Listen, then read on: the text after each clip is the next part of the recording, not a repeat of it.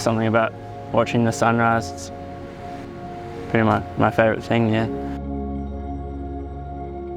It's just pretty much the best feeling ever when you're on a nice wave and just riding along the wave. Just all you're thinking about is just being on the wave, and once you've caught a few waves, or even just going for a swim or being in the ocean, you just feel a lot better after that.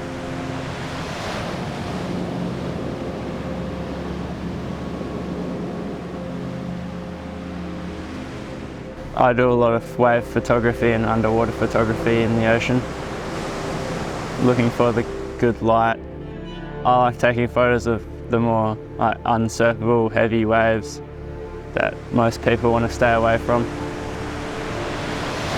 A lot of people don't really get to see that perspective, and I like being able to show them what it's like to be inside the barrel or be underneath the wave when it's vortexing. Hopetown is the place where I grew up, and I just think it's a really nice place to live because there's not many people around, pretty remote, and not many people know about it. It's just a nice community, nice landscapes, nice coastline.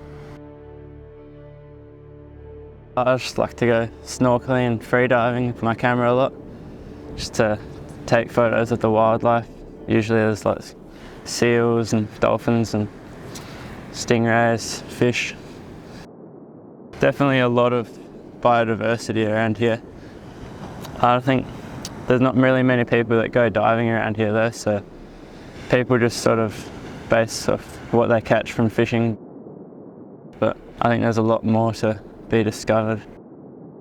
Me and my friends, we just like to go diving for abalone, and when we just get a bunch of abalone and come back and cook them all up, it's just tastes the best when you catch it yourself and cook it yourself. It's great just knowing that you can go out and you're pretty likely to at least catch something, and it's good that the ocean's still in a good enough condition where you can catch a feed of fish for yourself, and it'd be good to make sure it stays that way.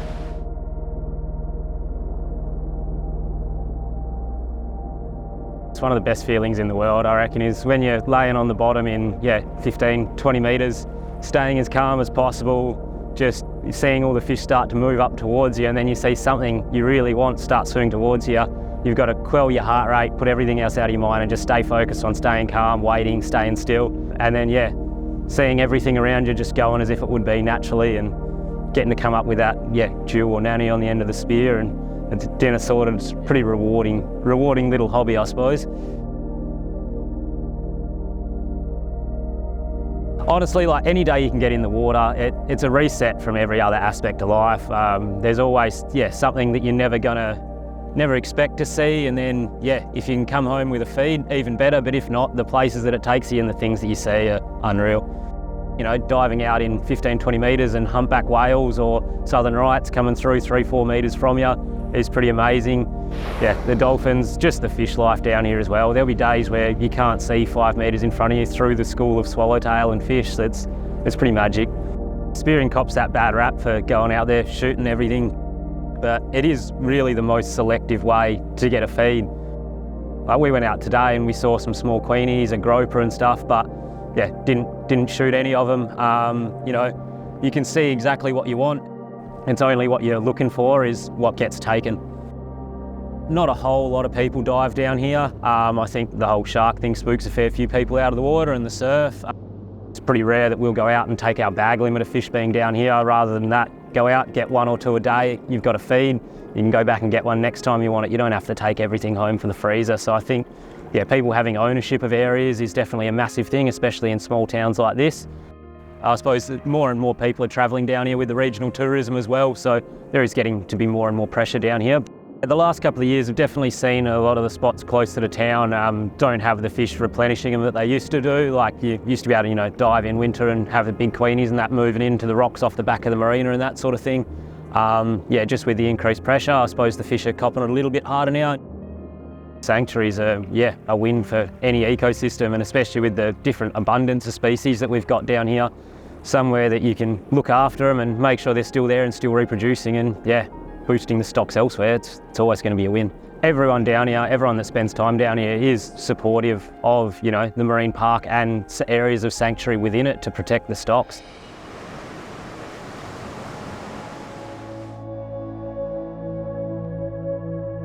I've always been fascinated by dragons.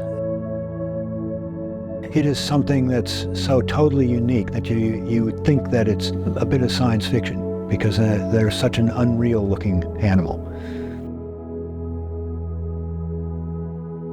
The dragons like it here because of the food, the habitat. It's all perfect, so basically this is where they're going to be.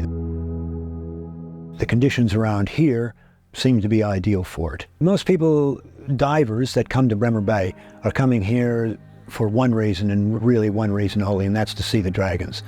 The only place in the world that you will find dragons is the south coast of Australia, nowhere else. And probably the biggest thing, that misconceptions that people have about not only Bremer Bay but just the ocean in general, is it's just this big blue blanket. And it's got fish in it, yes, because people eat fish, but other than that, they don't really appreciate what's there and how reliant we as humans are for that whole structure. And people really have to start appreciating the ocean more than they have been for many years, because without the oceans, as a planet, we're not going to survive. People here, certainly the locals that live here 12 months of the year, love the place for what it is, and they like to see it protected. We need those protected areas so that we don't put the pressure on all of the areas, so that the overflow from those protected areas will continue to replenish the outside area. We're in the process at the moment of a marine park down here somewhere along the south coast. Well, most of us were excited when we saw the plans initially that we were going to get some areas of protection and possible areas that we could promote. With the marine park at the moment, the boundary is not going to take in Bremer Bay at all. We're going to get nothing out of it. If we get more people understanding what's under the water, you'll end up getting more people looking after it. Because that's the only way that you're going to get people to understand that we have something to lose. And once it's gone, it's going to be a long time or never coming back.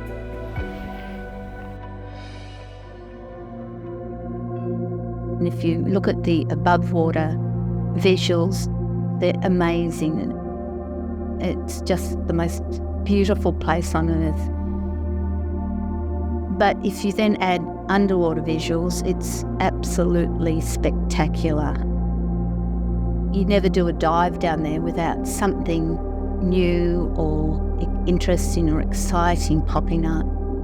And the other part of it is you would never have to dive the same site ever if you wanted to, so we can become explorers and find unique places that perhaps other people have never been.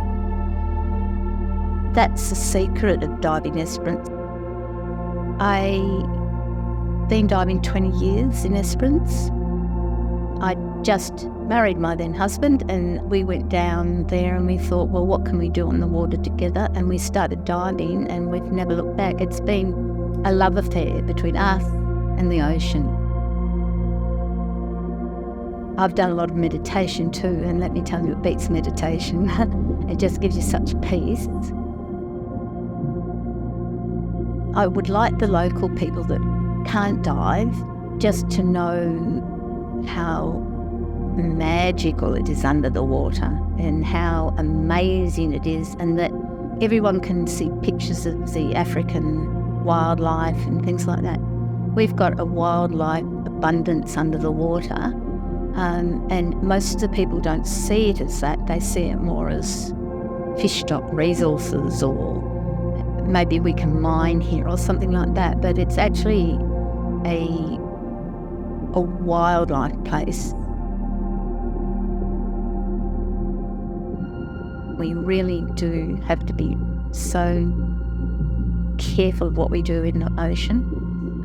People should care about looking after these waters, because if the ocean collapses, life doesn't exist on the land, and we collapse, we don't exist as a species, and it's much more fragile than people think. It's much more endangered than people think. This climate change process that's coming through, it's going to make a huge difference, and I don't think people understand that yet.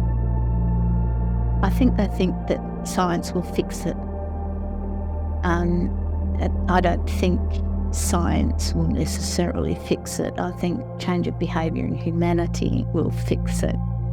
And that is to love it and cherish it like you would, like your children, treat it like your children. I think that's going to be so important.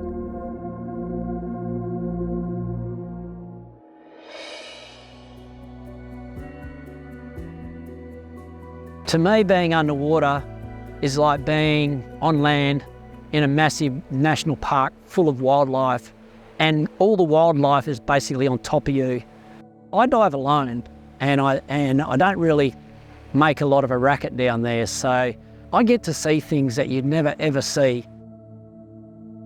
And I think it's really important to share those things, and that's why I really like diving on my rebreather, and I really like to wear good camo gear. I like to keep my heart rate down. I try to be silent and observe. Leave a tiny little footprint, not a big one. And I think that is the real key to understanding, you know, the finer points to nature and the amazing environment we got here.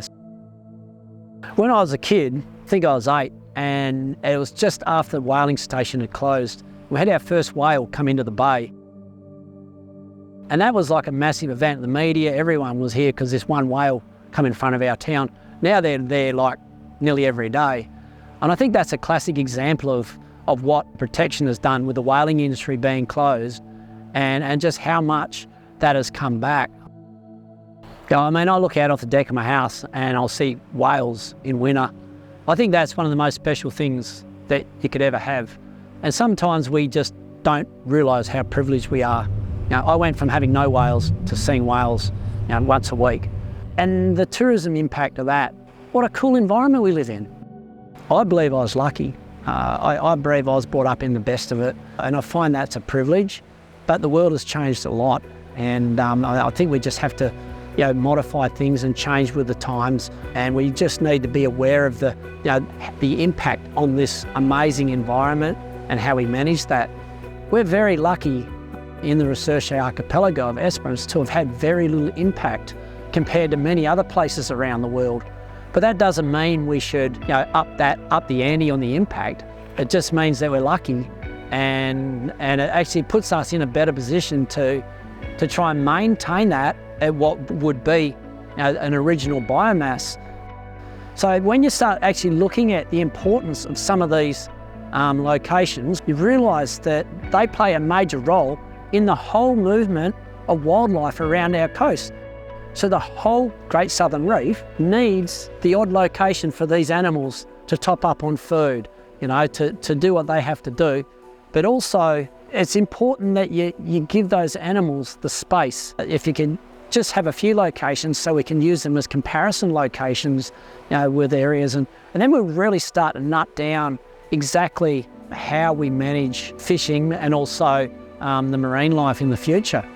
We're always pointing fingers at fishermen and pointing fingers at operators that do all various things. But at the end of the day, we're all responsible. We're all part of it. You know, we're all trying to get our value out of this environment. So we shouldn't be pointing the fingers at each other. We should be working together.